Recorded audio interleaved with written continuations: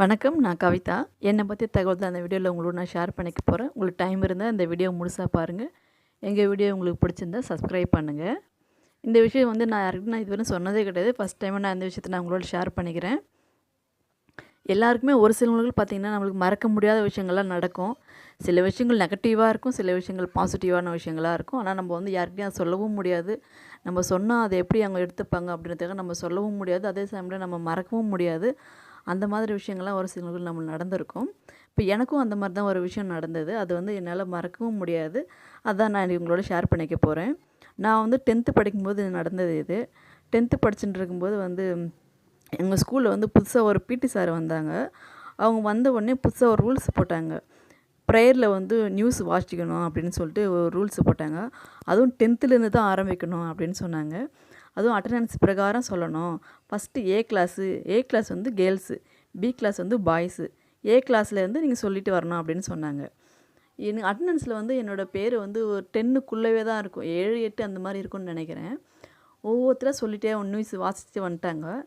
அப்புறம் எனக்கு முன்னாடி வர பொண்ணு ஒரு நாள் சொல்லணும். அவள் அன்றைக்கின்னு திடீர்னு பார்த்து லீவு போட்டா. அப்புறம் நான் வீட்டிலேருந்து வந்துட்டுருக்கேன். நான் ஸ்கூலுக்கு போகிறதுக்கு கேட்டாண்ட நிற்கிறேன். ஒரு பொண்ணு என் பேக்கை வாங்கிட்டு, சார் உங்களை ஸ்டாஃப் ரூமுக்கு வர சொன்னாங்க, நீங்கள் போ அப்படின்னு சொல்லிட்டு என் பேக்கை வாங்கிட்டு போயிட்டாங்க. நான் போய் ஸ்டாஃப் ரூமில் போய் நிற்கிறேன். சார் சொன்னார், நீ தான் நியூஸ் வாசிக்கணும் ப்ரேயரில் அப்படின்னு சொல்லிட்டாரு. எனக்கு பயமாகிடுச்சு. நம்ம எப்படி நியூஸ் வாசிக்க போகிறோம், நமக்கு பயமாக இருக்குமே அப்படின்னு சொல்லிட்டு நான் பயப்படுறேன். நான் உடனே சார்கிட்ட பேசிட்டு இருக்கும்போது பெல் அடிச்சிட்டாங்க. ப்ரேயருக்கு டைம் ஆகிடுச்சு. உடனே போயிட்டு நாங்கள் ப்ரேயரில் நின்னாச்சு. ப்ரேயர் ஆரம்பிச்சிட்டாங்க. எனக்கு பயமாக இருக்குது, கை காலெல்லாம் நடுங்குது. எனக்கு எப்படி பேசுறது, எப்படி படிக்கிறதுன்னு எதுவுமே எனக்கு தெரியாது. எனக்கு எப்படி ப்ரிப்பேர் பண்ணணும்னு எனக்கு தெரியாது. அப்புறம் ப்ரேயர் ஆரம்பிச்சிச்சு. நியூஸ் வாசிப்பார் கவிதா அப்படின்னு சொல்லிட்டாங்க. நியூஸ் வாசிக்க சொல்கிறாங்க. இங்கிலீஷில் தான் நியூஸ் வாசிக்கணும். நியூஸ் பேப்பரை கையில் கொடுத்துட்டாங்க. நான் ஃபஸ்ட்டு ஒரு நியூஸ் படிச்சுட்டேன். ஹெட்லைன்ஸு படிச்சுட்டு அது கீழே இருக்கிற நியூஸை நான் படிச்சுட்டு இருக்கேன். என்ன சார் முறைக்கிறாரு, அதை படிக்கக்கூடாது அப்படின்னு சொல்லிட்டு. ஆனால் எனக்கு தெரியல அவர் எதுக்காக முறைக்கிறாருன்னு சொல்லிட்டு. அப்புறம் நம்ம தப்பாக படிக்கிறோமா அப்படின்னு சொல்லிட்டு நான் படிப்பு நிறுத்திட்டு அப்படியே உளர்றேன். என்ன படிக்கிறதுன்னு எனக்கே தெரியல. நான் அப்படியே உளர்றேன். எல்லோரும் ஒரு மாதிரி பார்க்குறாங்க.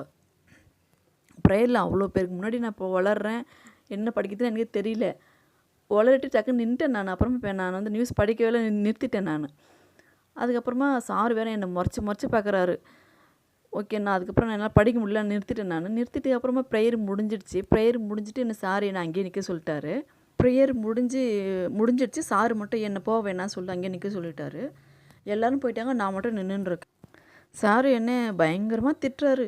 நீ எல்லாம் ஆடு மாடு மேய்க்கத்தான் லாகி, நீங்கள் அப்பா அம்மா கிட்ட சொல்லு, மாடு வாங்கியோட சொல்லு, மாடு மேய்க்கத்தான் லாகி, நீ வேறு எதுவும் லாகி கிடையாது. ஒரு 4 லைன் நியூஸ் படிக்க தெரியாதா உனக்கு அப்படின்னு திட்டுறாரு. எனக்கு ரொம்ப அசிங்கமாக போச்சு. இவ்வளோ பேர் முன்னாடி நம்ம படிக்க தெரியல. எல்லோரும் கிட்டத்தட்ட ஒரு 700, 800 பேர் இருப்பாங்க ப்ரேயரில். அவ்வளோ பேர் முன்னாடி நின்று நம்ம பேசணும், படிக்கணுன்னா அது எனக்கு ரொம்ப பயமாக இருந்துச்சு. எனக்கு அவ்வளோ பயமாக இருந்துச்சு எனக்கு.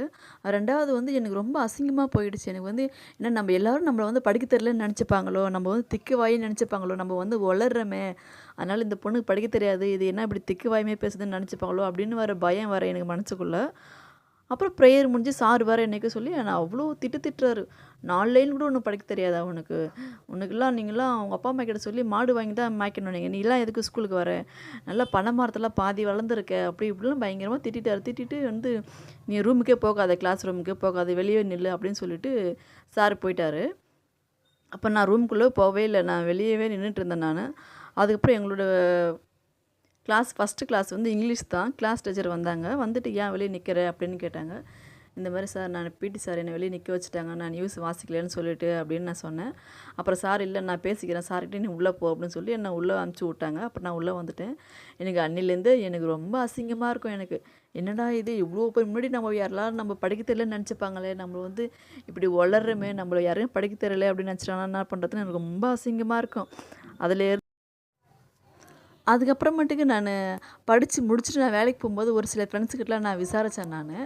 அப்புறம் அவங்க எல்லாம் சொன்னாங்க, ஆமாம் எனக்கும் 10th இந்த மாதிரி நம்ம மறக்க முடியாத விஷயம் நடந்தது, நிறைய பேருக்கு அந்த மாதிரி நடக்கும் அப்படின்னு சொல்கிறாங்க. அது உண்மையாக போய்யா எனக்கு தெரியல.